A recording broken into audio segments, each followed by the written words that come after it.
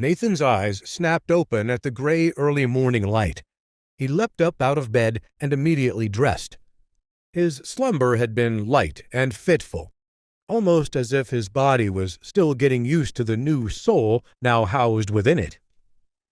Nathan delicately snuck past the closed doors to his sister's and father's respective rooms. He climbed down the stairs to the ground floor. Grabbing an apple, he left on his run. Nathan ran through the dewy grass. He was heading in one direction, Mount Dun, a modest peak that overlooked Dunshire. When he first beheld the mountain, something deep within his soul called him to it. He ran up the slope, delicately navigating the side trails hewn by goats. Eventually, he reached a giant chasm between the slope and the peak. The valley, ever so close to the peak, was too steep for Nathan to climb down and too wide for him to leap. A stony outcropping marked a place where a bridge might have gone. Nathan marveled at the weathered rocks. He had heard tales of ancient empires with roots in Dunshire, but he had never given them credence until now. He looked upwards. The peak was ever so near, and it still called to him. Nathan turned back, resolved to find another way. The next day, Nathan got up again at the crack of dawn, and this time brought a burlap sack with him. As he approached Mount Dun, he collected every single stone he saw on the way. By the time the ground started to slope, Nathan was carrying what he presumed to be dozens of pounds of rocks. He hoisted the sack over his shoulder and lifted the immense weight with him up the slope. Back when he had defeated Jason Clay, he sensed his power grow. If he was to prepare for what the Clays and Ravens had in store, Nathan knew he needed to push his new body to the limit. When Nathan arrived at the broken bridge, he dumped out his load of rocks. Working hastily, he assembled them ever so carefully into an extension of the former crossing. The first day, he extended it 3 feet, the second 10 feet, the third 20 feet. By the fourth day, he had built a makeshift bridge. Treading delicately so as not to buckle his new creation, Nathan crossed the bridge and finally completed his climb. Atop Mount Dun's summit, Nathan perused his father's lands. His spirit felt somehow lighter, freer than it had down below. So Nathan crossed his legs, sitting down, and meditated. This time, he didn't attempt to send his consciousness out into the beyond. This time, he focused on the world around him, extending his spiritual energy to the animals and plants around him. His range was still very meager, but he was able to connect with the life energies of the grass, several newts, and even a couple of mountain goats before he had to rest. This became part of his routine. The mornings he spent enriching his spirit, and the afternoons he spent strengthening his body. Sir Ulrich was eager to train with his son, now that Nathan was home full-time. But more often than not, he had to attend to business, so old Billy or a guardsman would spar with Nathan. No matter who they were, Nathan was always superior in combat. But he still let whomever he sparred with win one bout or another. He was cautious about his newfound power, and worried if he let his family discover its true extent, they would be overwhelmed, frightened, or, worst of all, corrupted. In the evenings, Nathan studied with Amelia. They read histories of Calandria, the various heroes and villains who shaped their past. They also studied languages, politics, and the customs of other lands. But not every hour was spent in rigor. They also took breaks to play parlor games with Sir Ulrich and old Billy. They would be so invested in these games of wordplay or chance that by the end of the night, Amelia, Nathan, Sir Ulrich, and old Billy found themselves crying with laughter, wheezing with the sheer joy of their company. They felt the laughter and joy far stronger, since they all felt the same unsettling feeling. They had heard no word from the Clays or the Ravens in 2 whole weeks. Tension was mounting, and not one of them knew how or when it would burst. "My son, what on earth are you doing in here?" One morning, Sir Ulrich opened Nathan's door to find a noxious cloud of green smoke billowing out of his room. "I cry your mercy, father. I will unlatch the window." "For a moment, I thought the Clays had blasted our home with a poisonous stink." Nathan laughed. "Worry not, father. 'Tis merely an alchemical experiment I am working on." Sir Ulrich frowned, his fingers still pinching his nose. "Alchemy? I did not know that the Mystic Blades Academy taught courses in alchemy." Nathan paused. Yes, it's an optional course." Ulrich nodded, seemingly satisfied by Nathan's hastily improvised cover story. He leaned over the simmering cauldron Nathan had set in his hearth. "What is this foul brew?" Nathan looked at his water clock and gasped. "Thou art just in time, father. Here." He leapt across the room and grabbed a ladle. He tipped a carefully measured spoonful into a vial and swirled it around. The heat from the mixture fogged the glass, but the potion soon simmered into a pleasant golden color. He smiled at his father. Sir Ulrich looked unconvinced. "What's in this?" "Flaming flower and frozen grass." Sir Ulrich nearly leapt out of his boots. "What? Those 2 ingredients are combustible when put together." "Not so, father. You simply need to stabilize both ingredients before you combine them. Here, I will show you." Nathan demonstrated how he concocted this potion. All the while, Sir Ulrich nodded, not fully understanding. Nathan grinned. One of the few things he seemed to have retained in spite of his flawed memories was an intuition of alchemy, and he had only just begun testing his skills. Sir Ulrich rubbed his forehead, baffled. "So, what does this potion do?" Nathan held up the golden vial. "This is a dexterity elixir. Here, let me show you." Ulrich reached out his hand in protest, but too late. Nathan had already downed the vial. Sir Ulrich stood there, body tense, as he prepared to summon Sir Yara in case his only son had just accidentally poisoned himself. Nathan's body convulsed, and his eyes rolled around. Just then, he belched. Nathan laughed at his father's expression. "I beg your pardon, father, but this is a strong batch. It doesn't agree with my bile. But watch." And with that, he leapt through his bedroom window. Sir Ulrich ran after him in shock and looked out the window, expecting to see Nathan's crumpled form in pain on the ground. Instead, Nathan landed, rolled, and leapt up in the air dramatically.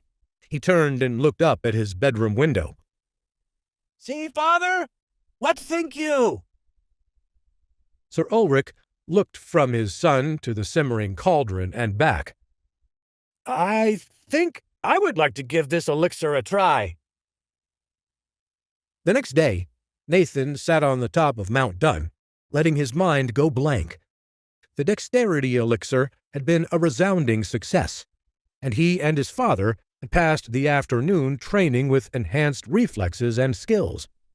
But the effects were only temporary, and the father and son found themselves slightly fatigued once the potion wore off.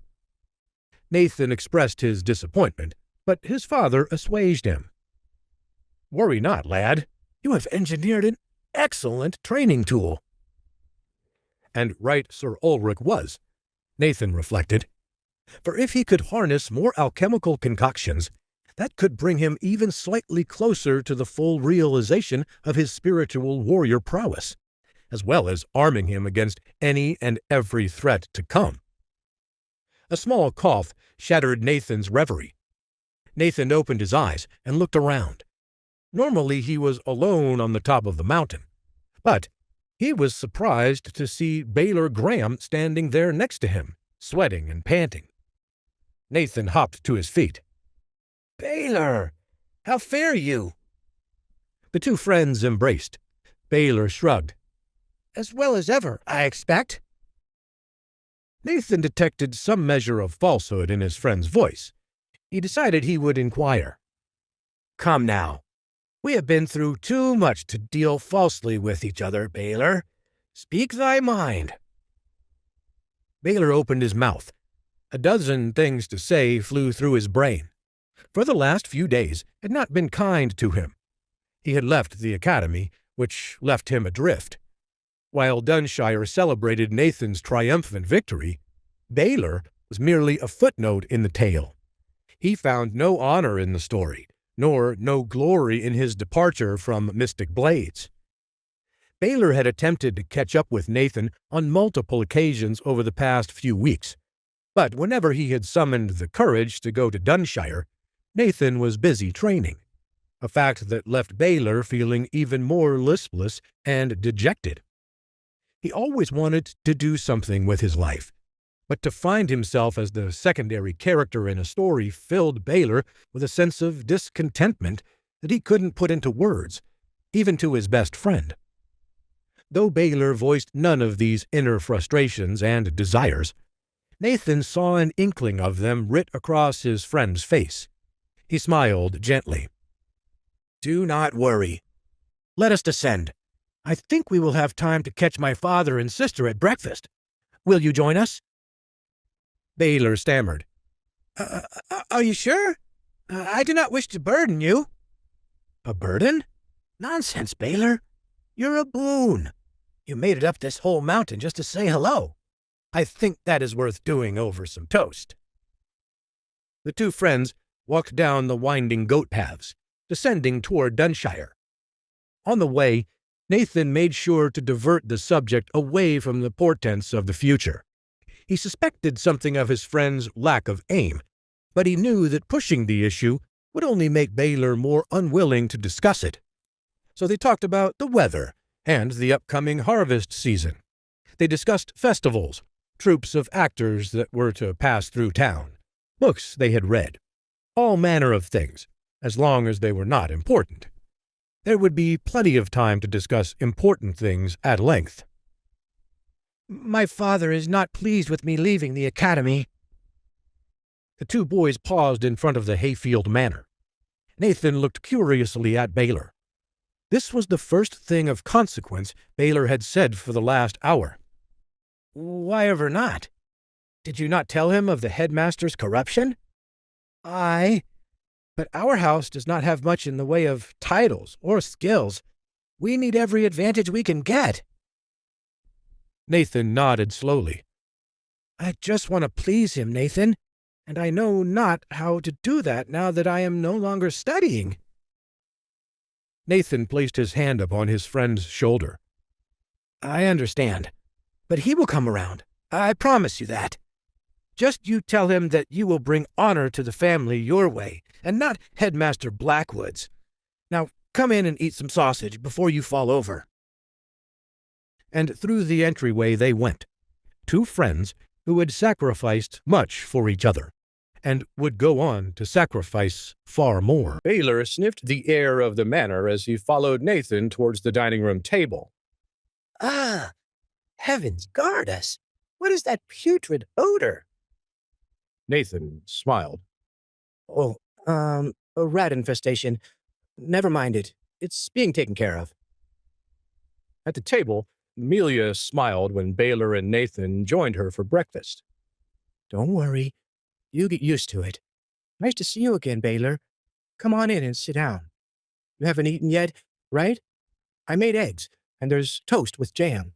You're also just in luck. The last bit of sausage is yours for the taking." "Thank you, Lady Hayfield. Well, if you insist, I guess I'll dig in." Baylor licked his lips and piled up his plate, cutting a sizable dent into the buffet on the table as he sat beside Nathan.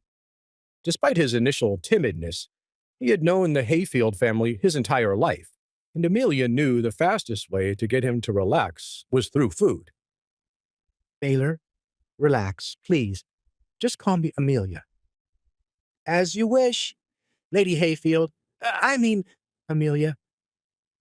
Amelia laughed and enjoyed her younger brother's friend's silly mannerisms as he quickly made himself a sausage sandwich full of eggs, jam, and a few other things that Nathan thought should never go together. The Hayfields would forever support Baylor because they all knew that he had stood up for Nathan at the academy. Baylor had even left the academy with Nathan, which wasn't something just anyone would do, and so even Ulrich respected him for that.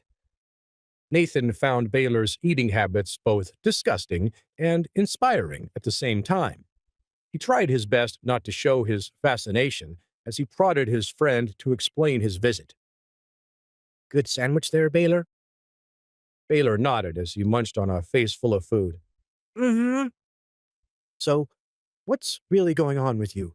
Why the sullen mood outside? Finally, Baylor swallowed and sighed. Let me tell you, the moment my old man heard that I left the academy, he started giving me grief. I know he saved up a lot to send me there, but still, I had to do the right thing. He gets why I left, but unlike you, that whole affair didn't make me famous. Anytime I am mentioned in the story, I'm just an afterthought, the butt of a joke.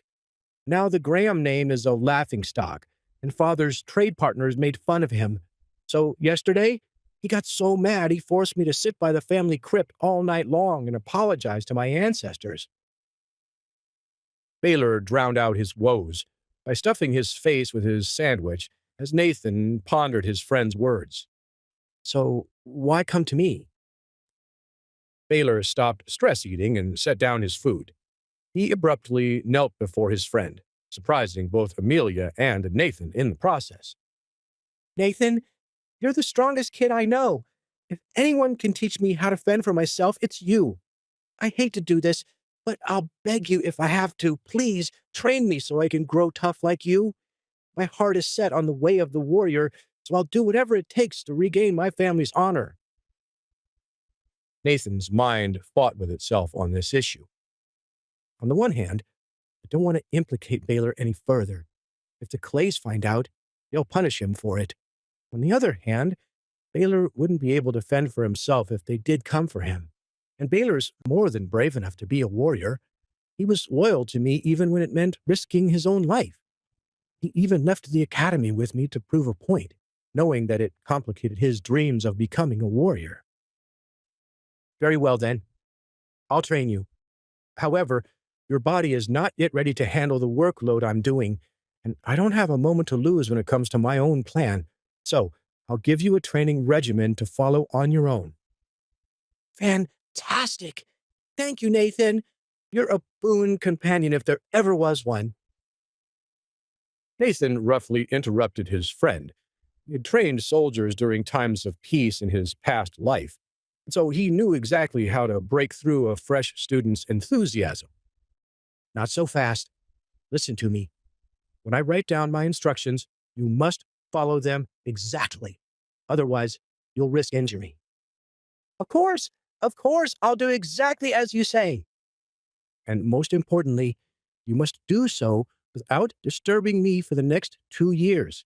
Come eat and rest with me if you like from time to time. But when it comes to training, I don't want to see you until you've completed all the work I've given you, which should take you up until around the time of the spiritual fighting examinations. In the meantime, I'll protect you from any threats you might encounter. Baylor looked a little crestfallen as he set down Amelia's delicious breakfast. He had hoped to train with Nathan, but slowly he nodded his head and understood Nathan's words. The path of the warrior is a lonely one, Baylor. It's not to be traveled lightly, but if you do as I say, you will certainly regain your family's honor and then some. Are you up to the task? Yes, I am ready. I promise you, I won't be lazy. I'll follow your instructions every day. Nathan smiled and started to stand when Amelia came around his shoulder and handed him a quill, ink, and a bit of paper. She had, of course, been listening. Here, use this. Thank you, sister. Nathan immediately scrawled out a detailed training plan on the piece of paper and rolled it up before handing it to Baylor. Incredible. How did you do that so fast? Do you have training exercises committed to memory? Hundreds of them. Yes, and through blood, sweat, and tears, you will commit them to your mind as well. Baylor's face paled as he unrolled the paper and looked at the plan for his first day. This is crazy. All this on the first day? Is this even possible? Nathan rolled his eyes and chuckled. If it's not, then you might as well give up on it now. You won't be ready for me in 2 years when I need you. Crinkle. Baylor's fist tensed around the paper as he gritted his teeth. Wait. Don't say that. I'll do it. I can definitely handle all this. No problem. Amelia couldn't help but laugh at Baylor's wild mood swings. In actuality, Nathan had given Baylor a very simple training regimen. Compared to what Nathan was doing, it was a walk in the park. Baylor had to hike the 8 miles up and down Mount Dunn every morning without any weights, and then do some physical training and fundamental sword motions in the afternoon. That was it. Baylor was only a beginner-level 2 warrior after all, so it was no surprise that the workload intimidated him. In order to complete it, he'd have to push his body and his mind to their absolute limits. Drastically improving his physical fitness was the only way Nathan could help him at this stage. The power of Assura wasn't something he could just teach to his friend, and besides, even if he tried to share it with him, Baylor was far from being ready to handle it. The same was true with the dexterity elixir, which is why he hid the true nature of the smell from Baylor and Amelia. If Nathan had given them a sip, chances were their bodies would have shut down. Then you best begin your training. I'll see you soon, my friend, and with all luck, you'll have doubled in strength by then. I swear to you, Nathan, I won't let you down. With that, Baylor excitedly jumped up from his seat and headed for the door. He paused only long enough to grab the last bit of sausage from the table before charging toward his house across the stream. Over the next 2 months, Nathan regularly returned to the medicinal herb garden and nearby store. He gathered the materials he needed to refine the elixir, and as his training advanced, he reached beginner level 8. Thus, he required larger portions of the drink. The first time, he had used only a small portion of the herbs just to see if the effect would be the same as in the other world. Once he had confirmed that it was even more potent here, he began to request 100 medicinal herbs each day, 50 for his own elixir, and the other 50 for his father, Ulrich. Although Ulrich was well over 50 years old, the potions still had a tremendous effect on his body, and he soon saw improvements in his spiritual fighting that he hadn't seen in years. Over time, it became clear to all but his father that it was too dangerous for the guards to spar with Nathan, so he began to practice his sword-fighting skills in secret against large oaks in the forest near the base of Mount Dunn. Although he liked the people of Dunshire, he was concerned that word of his improvement might spread to his enemies, so he was always careful to avoid the prying eyes of the townsfolk, particularly Hilda Moonweaver. Each morning, he made it a priority to encourage old Billy to practice his flute, so that he could be certain she'd stay far from the manor as he left to train. He soon added 1,000 crunches and 500 push-ups to his daily routine. It wasn't long before he reached beginner level 9. As the elixir worked its way through Nathan's body, he soon realized that this form of training was also problematic, as he began breaking wooden practice swords and harming oak trees at an alarming rate. In a given day, he'd fallen at least 5 large oak trees and broken well over 24 wooden practice swords as he stabbed, sliced, and blocked the limbs of the oak trees until his calloused fingers ran wet from his own blood. Crack, crack, boom! After 2 months of training, Nathan finally broke his last training sword as he sliced a tree clean in half. He sighed and wiped the sweat from his brow. Better call the carpenter again. At least with all these trees I've felled, he's got plenty of wood to work with. Earlier that morning, as Nathan had carried 700 pounds of stones up to the top of Mount Dunn, he had stopped to pray to the heavens while the sun rose, and knew he had crossed over to the first level of the apprentice stage. His spiritual fighting levels were experiencing a meteoric rise.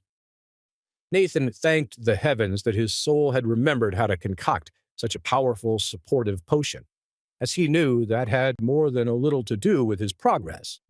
He picked up the broken training sword and headed back toward the manor. Finally, the first level of the apprentice stage. House Clay and House Raven won't know what hit them. As Nathan arrived back at the manor, he hid behind a corner and listened in as he found his father in the midst of a conversation with fidgety old Torrin Lillyford, who seemed particularly disturbed today. Torrin had grown weary of Nathan's constant need for hundreds of medicinal herbs from the garden for the past 2 months, and was concerned that it was eating away at a significant chunk of the Hayfield family's medicinal store profits. Torrin, who had worked for Ulrich for years, tried to suppress his fury. I understand young Master Nathan needs these herbs for some little project of his, but does he really need so many of them? Our stockpiles are being depleted, and profits this month are down, worse than last month. I just don't see how we can go on like this. Ulrich chuckled and calmed the man. Torrin, please sit down. Have a flagon of wine. Don't you trust my judgment on this? Torrin reluctantly sat as his lord bid him, but he did not sip the wine he was offered. It's not a matter of trust in your lordship. It's a matter of numbers. When I think of your late father, I can't imagine he would approve of. But that's just it, Torrin. I am not my father, and the losses to my personal account on the ledger, Nathan's project, as you say, is perhaps the most valuable potion I've ever used. At Ulrich's words, Torrin sighed and reluctantly nodded his head. As you say, your lordship, it will be as you command. Torrin knew that even if he disagreed, there was no point in going against Ulrich. After all, the Hayfields had been a steadfast family all his life. Ulrich smiled and encouraged Torrin to drink the wine. As the fidgety man drank, Ulrich thought how silly Torrin would feel if he understood how truly powerful Nathan's dexterity elixir was. Over the past 2 months, Ulrich had broken through in his spiritual fighting skills to become a level 7 apprentice. If he could continue to make progress, he was certain he could eventually reach the first level of the master stage, and thus rival Lord Byram Clay's spiritual fighting strength. Ah, Nathan, glad to see you back. Torrin turned to smile at Nathan as he made his presence known. Good young master, it's a pleasure to see you. The pleasure is mine, Torrin. And one quick thing. I believe I shall require 150 herbs each day from here on out, if that isn't too much trouble. No, not at all, Master Hayfield. I shall go prepare them at once. I bid you both a pleasant evening. Nathan and Ulrich couldn't help but share amused looks as the old man struggled to stay composed as he left. Ulrich smiled as his son sat down beside him. He had a good feeling in his heart that in less than 2 years, Nathan would crush the spiritual fighting examination that all warrior students of Godric's Land were required to participate in. Nathan's progress is anything like mine, he'll put on a great show. But Ulrich had no idea just how jaw-dropping his son's performance was about to be. Nathan Hayfield grinned as he blew out the 14 candles on his birthday cake as Ulrich, Amelia, and old Billy cheered. Unlike in years past, he had wished to keep his celebration intimate. Thankfully, old Billy's flute playing had improved dramatically as well, and so he provided a festive atmosphere to the small gathering. Ulrich's men had reported House Clay and House Raven spies posing as merchants just on the edge of town that same afternoon. So early that morning in the Hayfield Manor, Nathan had promised his father that a larger party could be had once the threat of their enemies was no longer so immediate. Old Billy's flute skills weren't the only recent improvements. 2 years had passed in a flash as Nathan had continued to train relentlessly around the hamlet of Dunshire. During that time, his transformation could only be described as undeniably impressive, yet completely unknown to the outside world. The first major difference was his height. Natural puberty growth, plus the dexterity elixir and hours of hard training each day had paid off, and he was now the height of many fully grown men. However, the largest difference was in Nathan Hayfield's overall strength. Over the past 2 years, Nathan's training had evolved. At dawn, he continued his weighted training hikes and Assura eye training at the mountain's peak, except now he spent an extra 30 minutes standing under an ice-cold waterfall on the way back down. As his body turned numb, he concentrated his focus on breathing calmly and tried to keep his muscles from cramping up. In the afternoons, he trained in secret against a maze of heavy steel training bars. He had the local blacksmith design in order to save the local forest from losing too many trees. After practicing the same few strikes 1,000 times, he sparred with the bars until he lay on the ground from exhaustion. Finally, in the evenings, he soaked in the dexterity elixir and prayed by moonlight to the heavens for the strength he needed to save his family from their many enemies. After such intense training for so long, Nathan had continued to level up faster than anticipated, breezing through the apprentice stage right into the master rank.